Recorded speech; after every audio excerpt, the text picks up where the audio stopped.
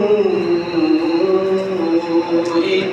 الله حرمهما على الكافرين.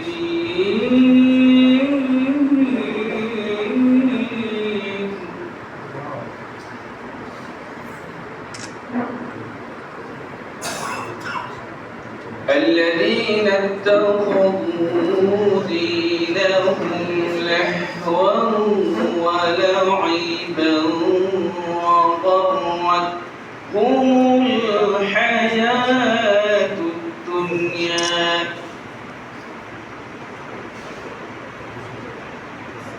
فاليوم ننساهم كما نسوا لقاء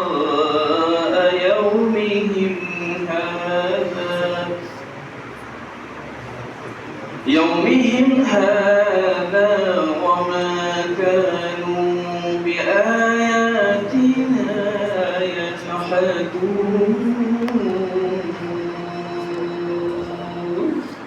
صدق الله العظيم.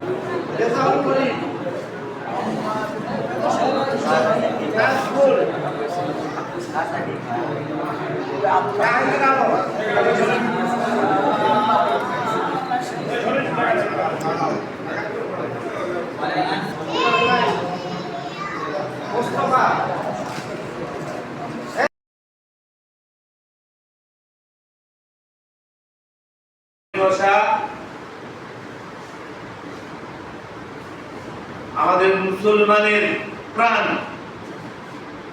সম্ভবত আপনারা সবাই ইমাম, সবার প্রতি সালাম, পাশে মা বোনদের প্রতি সালাম।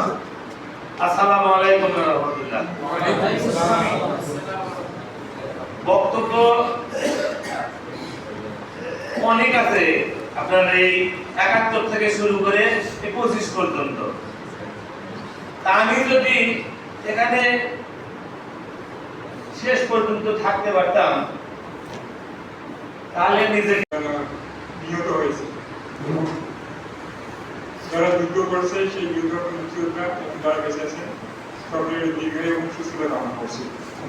সম্মানিত উপস্থিতি, সকলকে আমি মহান স্বাধীনতা দিবসের শুভেচ্ছা জানাচ্ছি। আজকের এই আলোচনা সভাটি খুবই মূল্যবান। কি কারণে আমরা কিন্তু একজন বীর সন্তানকে আমাদের মাঝে পেয়েছিলাম, তাদের কথা আমরা শুনেছি। যারা বাস্তবে ওই সময় ছিলেন তাদের কথা আর আমাদের কথা অনেক পার্থক্য হবে। তারা যাই বলুক তাদের কথার মধ্যে একটা গাম্ভীর্য থাকে এবং শোনার মানসিকতা থাকে।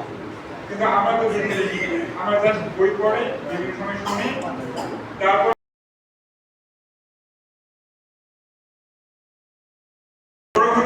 আমরা সকলেই জানি وتغسلنا بها من جميع الحاجات وتطهرنا بها من جميع السيئات